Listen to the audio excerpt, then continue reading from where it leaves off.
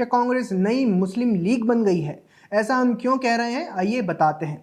दरअसल केरल की वायनाड लोकसभा सीट में कांग्रेस ने प्रियंका गांधी वाड्रा को टिकट दिया है और यह प्रियंका गांधी का पहला लोकसभा चुनाव होगा। लोकसभा चुनाव के समय कयास लगाए जा रहे थे कि प्रियंका गांधी रायबरेली या अमेठी से चुनाव लड़कर संसद में एंट्री कर सकती हैं, लेकिन तब कांग्रेस के सिपासलारों को वहां जीत की गारंटी नहीं दिखी, इसलिए प्रियंका गांधी चुनाव नहीं लड़ी। लेकिन अब वायनाड सीट प्रियंका के लिए सुरक्षित मानी जा रही है। सुरक्षित इसीलिए क्योंकि यहाँ हिंदू वोटर्स 50% से कम हैं और कांग्रेस की तुष्टीकरण वाली और वोट बैंक की राजनीति के हिसाब से ये समीकरण बिल्कुल फिट बैठता है। राहुल गांधी भी जब सुरक्षित सीट तलाशते हैं तो सीधे वायनाड ही पहुंचते हैं। वहां वे हिंदू बहुसंख्यक वाले उत्तर भारत के खिलाफ बयानबाजी कर वोट बटोरते हैं और चुनाव जीत जाते हैं। जिन्ना की मुस्लिम लीग भी यही करती थी और अब शायद प्रियंका गांधी भी इन्हीं पद चिन्हों पर चलने वाली है। यहाँ पर आपको जानकर हैरानी होगी कि पहले रायबरेली सीट भी आरक्षित सीट हुआ करती थी, लेकिन इंदिरा गांधी ने अपने चुनाव लड़ने के लिए इसे सामान्य सीट में बदल दिया था।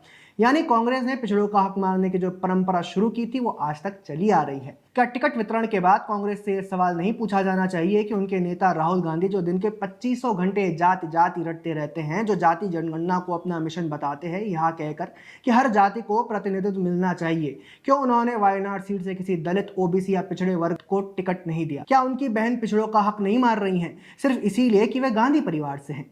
चलो पिछड़ों को नहीं तो किसी मुस्लिम को ही उम्मीदवार बना देते, लेकिन कांग्रेस ऐसा नहीं करेगी, क्योंकि कांग्रेस सोचती है कि जब पार्टी का वोट बैंक कथित अल्पसंख्यकों को पिछड़े बनाए रखने में बना हुआ है तो क्यों उन्हें आगे किया जाए। कम से कम यहां से मुस्लिम और पिछड़ों को यह समझ जाना चाहिए कि कांग्रेस सिर्फ राजनीति के लिए उनका इस्तेमाल करती है ताकि उस राजनीति के शीर्ष पर गांधी परिवार का दबदबा बना रहे।